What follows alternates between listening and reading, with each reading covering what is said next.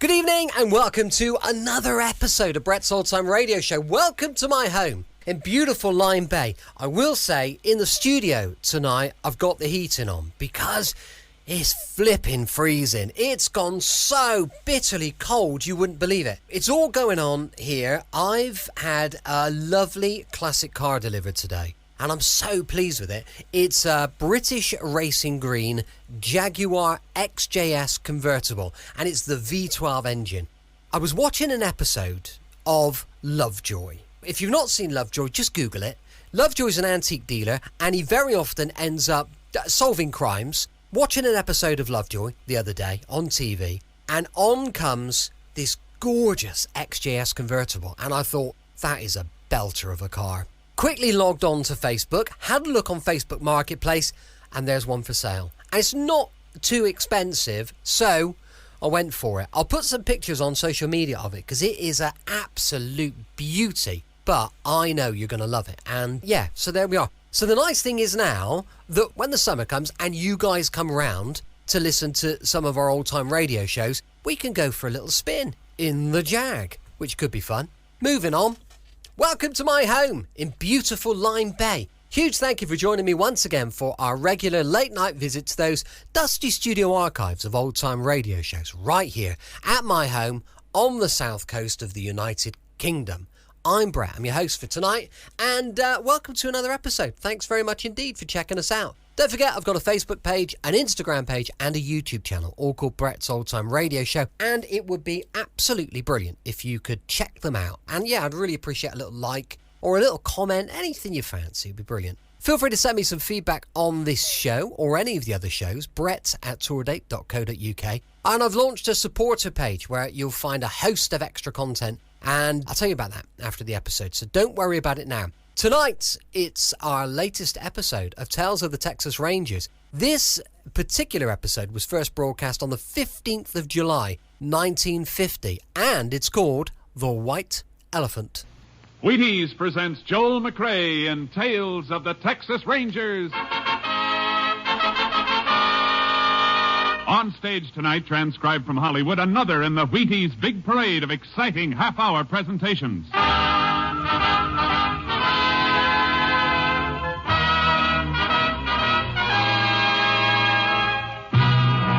Tales of the Texas Rangers, starring Joel McRae as Ranger Pearson. Texas, more than 260,000 square miles, and 50 men who make up the most famous and oldest law enforcement body in North America.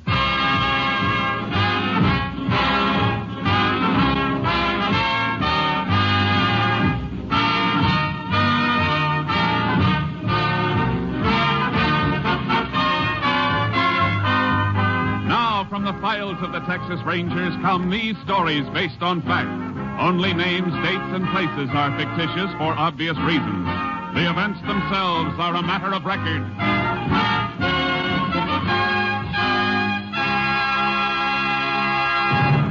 Case for tonight, the White Elephant.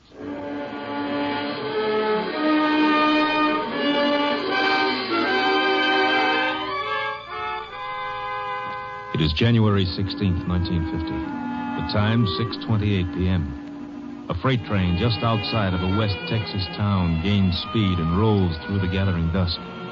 Inside a gondola car, a hobo crouches in a corner as the brakeman comes toward him.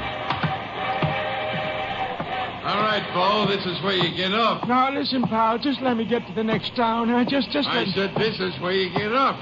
But we're moving. Yeah, you get on where we was moving, you can get off. Now, come on, or I'll dust the top of your head. Now, listen, don't do it, Hutch. Get on your feet like this. No, let go. No, you want to get off, huh?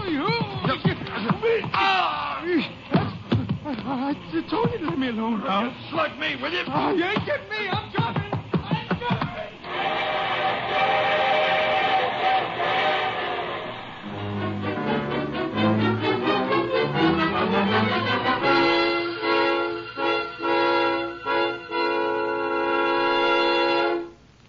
Tales of the Texas Rangers will continue in just a moment.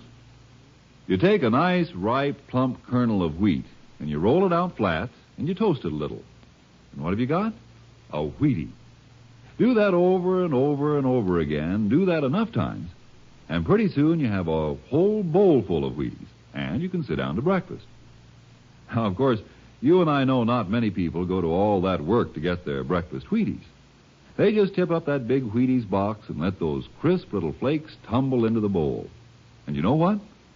When you do that, you get the very same 100% whole wheat goodness and energy that you would get if you rolled out your own Wheaties flakes kernel by kernel. And the best tip I can give you is to tip the Wheaties into your own bowl first thing in the morning and see how Wheaties at 7 can help at 11.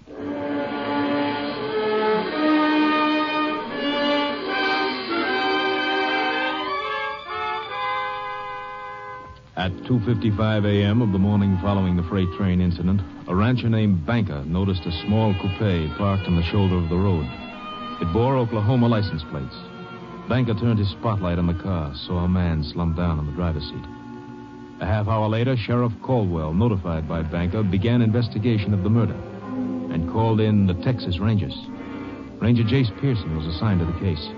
And a few hours later, Pearson, Banker, and Sheriff Caldwell stood at the scene. Pearson listened to Banker.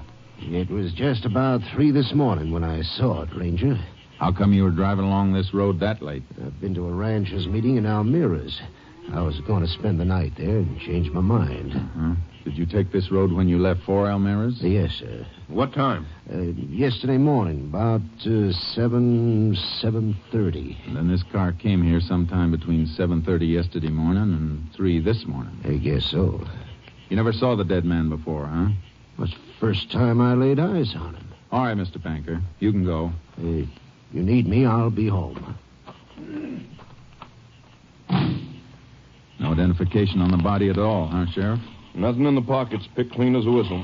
Anybody else been around the car? Nope. Deputy kept his eyes on it. Car's facing west. Going west when it was stopped. Tire tracks on the shoulder tell that. Mm-hmm. Blood on the seat. Yep.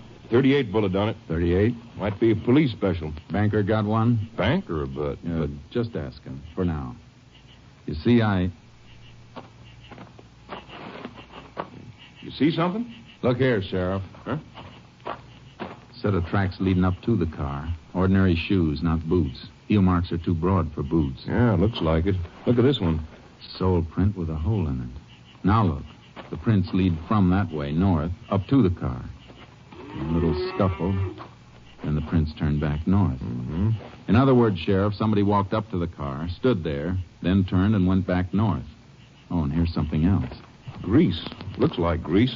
Smeared on the car door. Same side footprints are on. Grease might be from the car. Oh, looks too stiff and heavy for that. Yeah. What about it coming from a freight train, Jace? Why? Well, there's tracks about a mile north of here. Freight's use a siding to pull on when passengers got to pass. Maybe it all ties in, Sheriff. A shoe with a hole in it, grease, freight siding. Yeah, might be worth going after. Where do we start? Here at the car first. I'm going to check it over inch by inch. Meantime, you get hold of a freight schedule. I'll meet you at your office.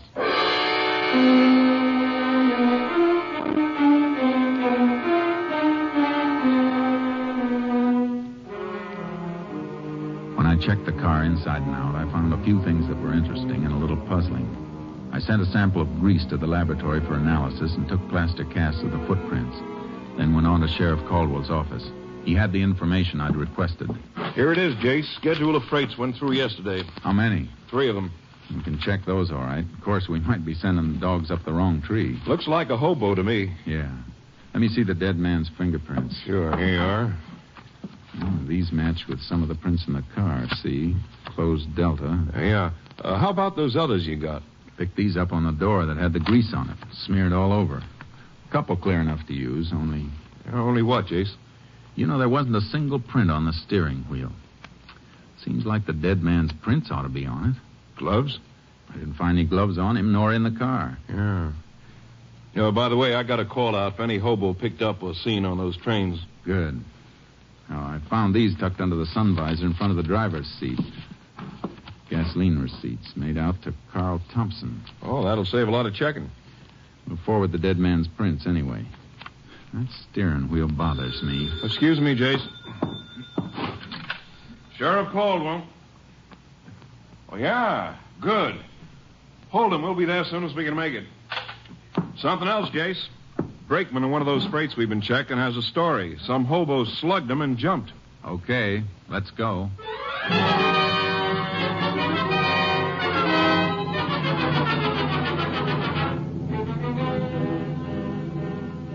The brakeman took us to the approximate spot the hobo jumped off the freight. Sheriff Caldwell and I picked up the trail and followed it by horse. We hoped to apprehend the suspect before he could reach a town and lose himself and us. After 6 hours, we stopped.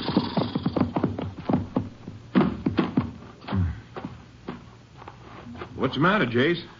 Tracks are different. Come here and take a look.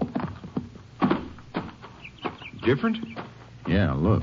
The right print's a little deeper, favoring his left a little. Hurt himself, huh? Must have twisted his leg when he took the jump off the freight. Kept getting worse.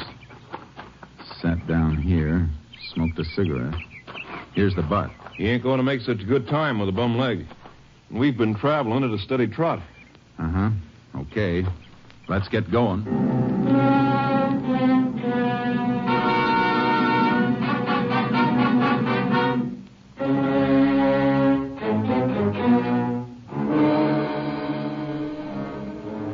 The suspect's trail showed increased favoring of his left leg. His progress became slower. More and more often he stopped to rest, and the trail became fresher and fresher. Evidence in a deserted shack showed suspect had rested there for quite a while. We picked up the trail again. We're getting close, Sheriff. How do you know? Noticed something just now. Take a look at these prints. Same as the ones we've been following. Not quite. Hole in the right shoe. It's not that. I'm talking about this anthill he crushed. Well, what about it? Quite a few of the prints had anthills in them, crushed and rebuilt. So? Ants start working on a new hill when the old one's been tramped down. This one's so fresh they haven't had time to rebuild. Hey, that's right. He can't be far off. Guess we better leave the horses tied up here, Sheriff, and start moving on foot.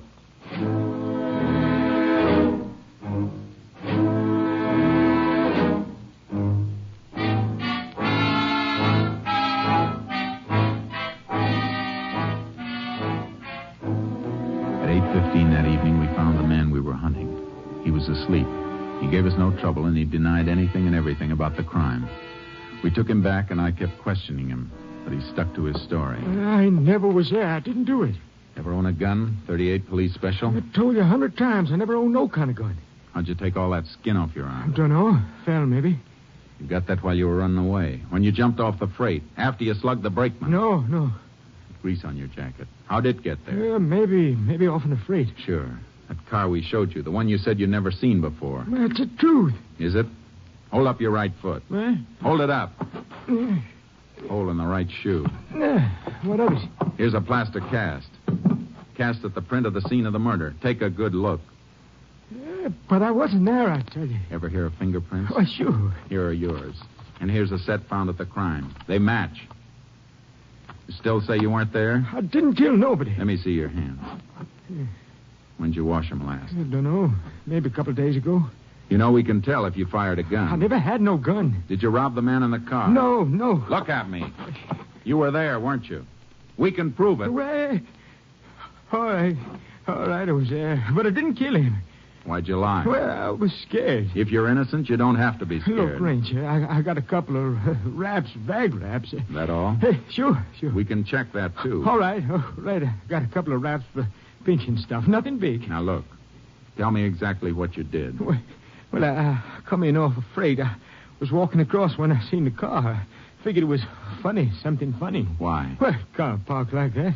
Then I walked over, seen the fella in there. He was dead. I beat it, hopped the freight. That all? You know what else up to now. Did you get in the car at No, all? sir. Did you touch the body or take anything from it? I swear, Range, I didn't. Did you touch the steering wheel and then wipe it off? Wipe it? No. What for? Look, I tell you, Jace? Yeah, Sheriff. Come here, will you? Sure. You stay put. I got no place to go. Here's all the dope on the murdered man, Thompson. Come in just now. Carl Thompson, resident Tulsa, Oklahoma, traveling salesman for Prince Extract Company. This checked? Double. Tallies with the gasoline receipts. Mm-hmm. What about him? The hobo? Yeah. I think the only crime he committed was failure to report what he saw. His fingerprints were all over the outside of the one door of that car, and none inside. It's Seems to me if he thought of cleaning up the inside, he'd have done the same outside. Yeah, looks like it. We'll give him the paraffin test anyway and see if he's fired a gun lately. And if he didn't? Start all over. And start with that clean steering wheel.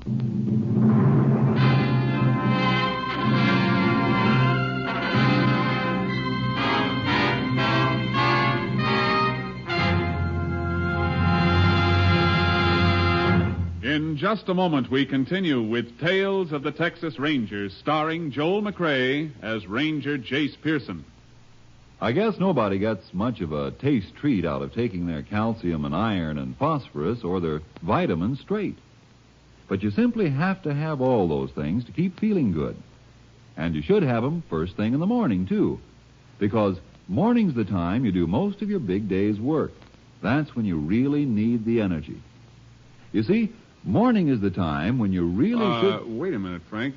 Why don't you just tell them this? See how Wheaties at 7 can help at 11. Why, you took the words right out of my mouth, of course. Wheaties at 7. Because Wheaties have all those vitamins and minerals. That's how Wheaties give you the zip it takes to feel eager and ready for anything all morning long. Whether you drive a truck or plow a field or if you're just plain busy with a multitude of household duties. And Wheaties do you another big favor. Wheaties wrap all those vitamins up in a wonderful, sunny, toasty, nut-like flavor that fairly hollers, give me some more. Wheaties are crisp. They're munchy. You know, fun to chew on. Taste as good going down as they make you feel when they get there. So do this, will you? Not for me, but for yourself. Hurry on down to the Wheaties tomorrow morning and just see for yourself how Wheaties at 7 can help at 11.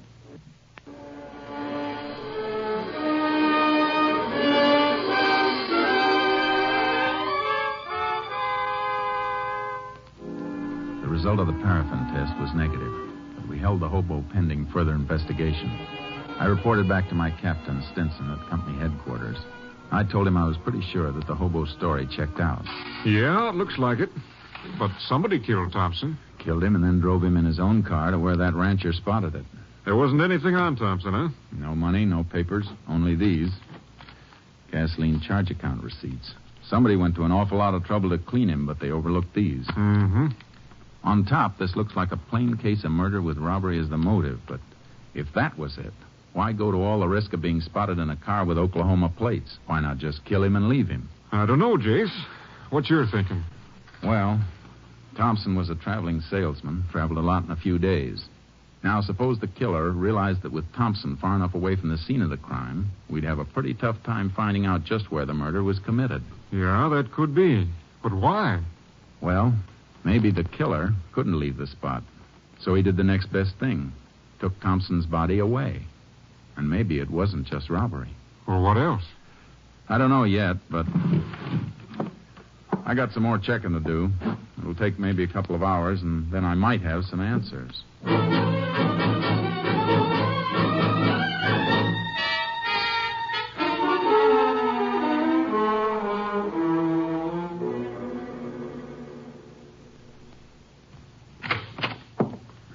Well, a couple hours on the nose, Jace.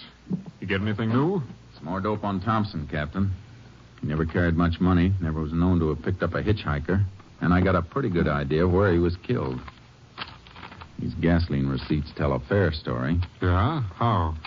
Well, this one, for example, dated the 15th day before he was killed, made out in Bannon. He got 16 gallons of gas there. Oh, did you ever think somebody else might have been using his credit card? Yeah, but Thompson traveled that route pretty often. Chances are he was well known at the service stations. Yeah, that's right. Okay, go on. I ran a mileage test on his car. He got about 17 miles a gallon. Now, his tank holds 16. I did a little figuring. Just about enough gas was used to get him from Bannon to where his body was found. But he could have been killed anywhere between Bannon and where he was found dead. Sure, I know that. But it still looks like my next stop is Bannon.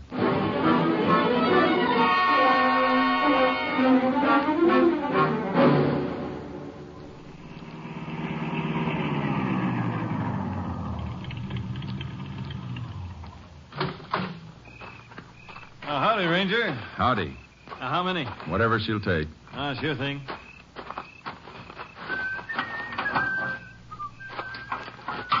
You the owner here? Yes, sir. How long? Oh, a couple of years. You work alone? Well, nights, yeah. Take a look at this, will you? Oh, one of my receipts. Credit card stuff. You know this Carl Thompson? Yeah, see him every, 4 or 5 months. When did you see Thompson last? Well, the evening he bought that gas. Why, anything wrong, Ranger? Was Thompson alone that evening? Yeah. I never remember him ever having anybody along. What else do you remember about that evening? Oh, one of the worst sleet storms we ever had. Hit like It'd be tough for him to drive then, huh? Oh, sure. Well, hey, he was asking about some place to stay. You never stayed in Bannon before? I don't know. Leastways, he didn't know much about the places. I told him to try the hotel. He said it was full up. He said the motels were jam-packed. The lousy weather. You know where he went? Well, said he was going to try and find a place along the highway. Why, anything wrong? Plenty. Here's for the gas. I might come back and ask you some more questions. Thanks.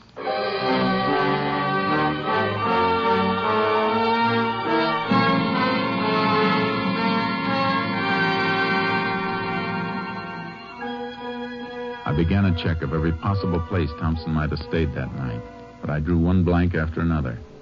Then I got a lead at a motel on the outskirts of Bannon.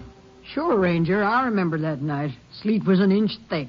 We was full up here, but I sent him to a place down the highway, the Star Motel. Been closed and up for sale for quite a spell, but I heard it was opened up again.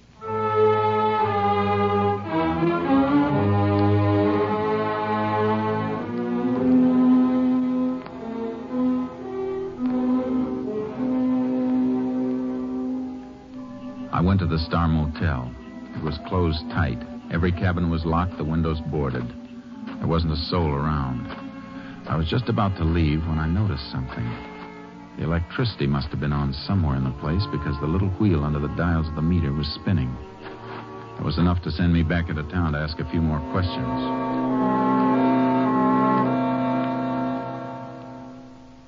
Now, let me see, Ranger. Star Motels. Yes, sir. Here's what we want right here. Uh-huh. Are these all the electricity bills? Yes, sir. Let me see. Up to 3 months ago, the bills were just for meter installation, minimum service charge. That's right, Ranger. But for the last 3 months, $475, $389, $560. Kind of funny, isn't it? The place is closed, but for the last 3 months, the bills have averaged over $4 a month. Didn't that seem peculiar to you? Well, Ranger, we just... Sure, I know. Now, can you give me the name of the person to whom these bills were sent? Get it for you right away.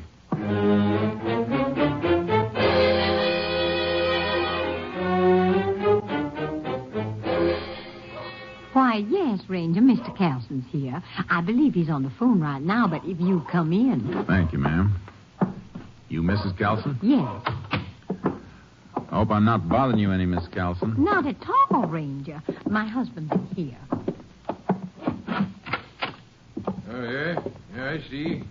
Well, I think that could be arranged. Yeah, sure. Tell you what, I'll come out a little later. I'll bring the client with me. Sure. Thanks for calling. Goodbye.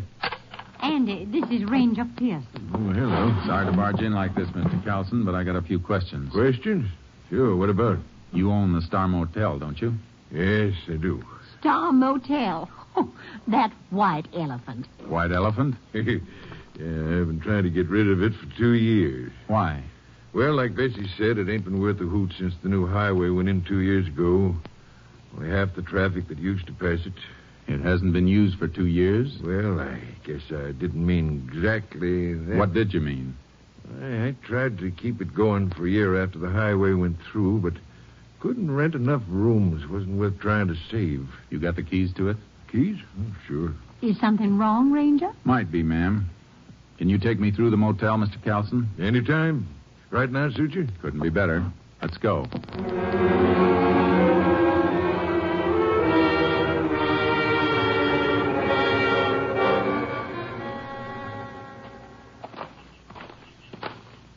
I ain't been out here for close on 3 or 4 weeks. Did you go through the cabins then? Oh, just take a look. See, kids sometimes fool around. That's why I boarded up the windows. Want to take a look in the office? Yeah. Go ahead, Mr. Kelson. Sure.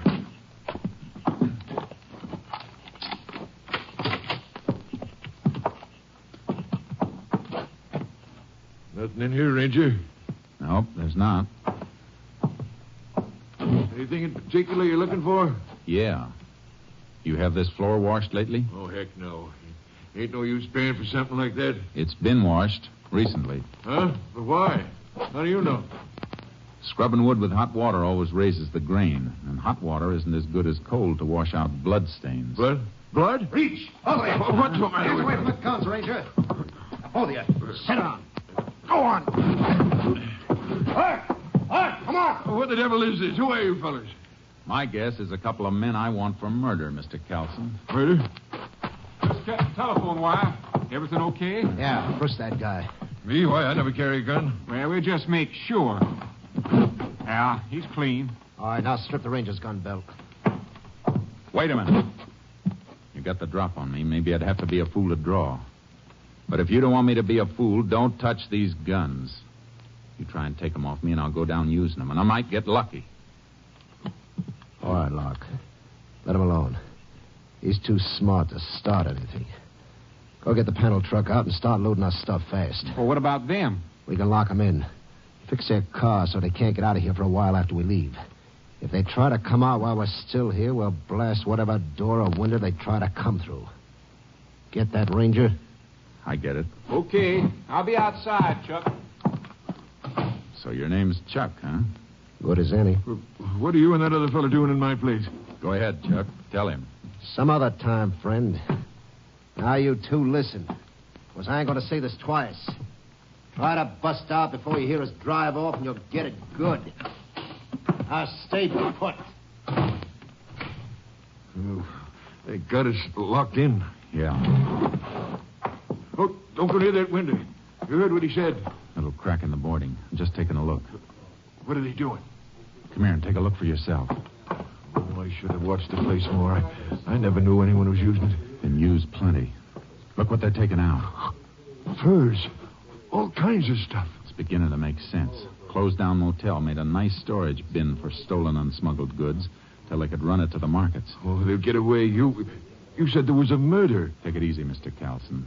We'll get them. Oh, they'll be across the border in a half an hour before we could even reach a phone. Maybe you better take a chance and get shot down in cold blood? No. But we'll get them all right. Know why, Mr. Calson? Why? Because you'll help.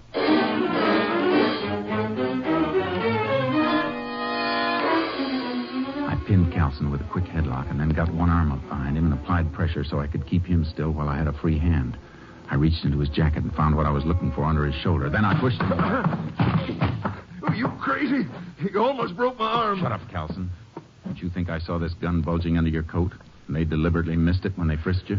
You played it real smart, almost. Well, I don't know what you're talking about. This gun and the electric bills. You paid them. Paid bills that were being run up in a place that was supposed to be shut down. Seemed kind of funny you never complained to the power company. So what? So you got a phone call from your friends out there. They tipped you because they saw me nosing around here earlier, right? No. Okay, take a look out there. They're almost finished. In a couple of minutes, they'll be gone. In half an hour, they'll be over the border. How about you? You want to stick back here and face a murder charge? There's nothing you can prove. There's plenty we can prove, Calson. And you're holding the bag. You'll have a tough time explaining those electric bills and them missing your gun. I didn't kill that man. Did this Chuck do it? Yeah, that salesman come in. He saw what was going on. Chuck killed him, then drove him away. All right. Now listen real careful to me. I'm going to fire this gun of yours. Then you hammer on the door and holler for him. Get it? What do you want to Just do then? Just listen. When they come up, tell them you had to kill me. Tell them to open the door. Then, Mr. Calson, step back and out of the way fast. They'll be gone in a minute. Make up your mind. All right. Go ahead, I'll do it. Any funny tricks and you get it first. Now, ready? Pound that door and holler. Chuck, Lark, give me a fast. Open the door. Now, when it's open, step back. What's the matter? Carlson, open the door. I had to kill him. He was making a break for it. Did you just knock him out? Reach, both of them. Hey, what's the big idea? Why, you...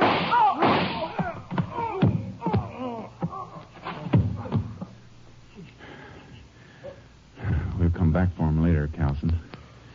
Meantime, let's you and me get back to town. I got you a deal for this White Elephant Motel. You can trade it for a jail cell.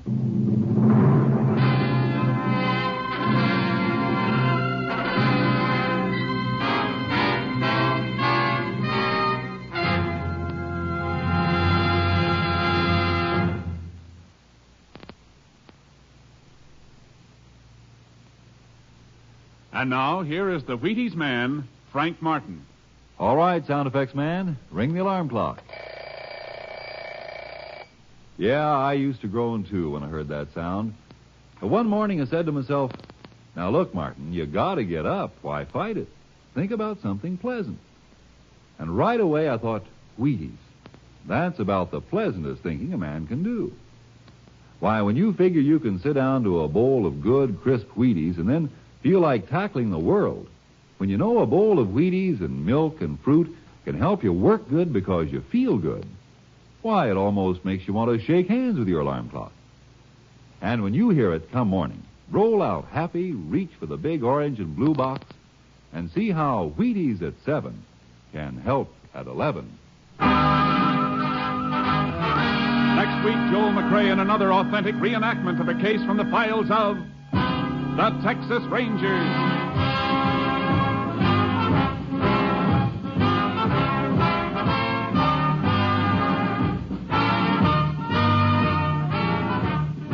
Joel McRae will soon be seen starring in the Universal International Technicolor production Saddle Tramp. Tonight's cast included Tony Barrett, Paul McVeigh, Lou Krugman, Jeff Corey, Robert Bruce, Byron Kane, and Jeanette Nolan. This story was transcribed and adapted by Russell Hughes. The program was produced and directed by Stacy Keith. And this is Hal Gibney speaking.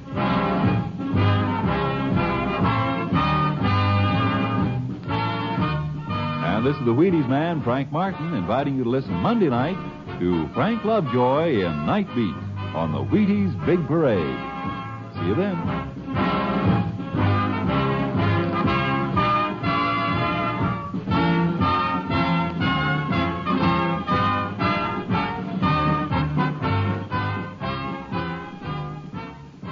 Listen tomorrow for the Summer Symphony. Now it's Basin Street time on NBC. Welcome back. Hope you enjoyed our latest episode of Tales of the Texas Ranger. We'll be back tomorrow with something amazingly awesome. I think tomorrow, actually, Steptoe and Son, so we've got a little bit of comedy tomorrow, which should be rather nice. That will be going live at 5 p.m. GMT. Make sure you check it out. You can email me, brett@tourdate.co.uk, and I'd love to know your thoughts on the show. As I mentioned earlier, I've got a new supporter page, which is called a Patreon page, where you'll find loads of extra content and shows and bits and pieces. So check out patreon.com/Brett's Old Time Radio Show. Thanks for listening. I'll be with you 7 days a week, each and every week, and I'll see you next time on Brett's Old Time Radio Show. Love you. Bye.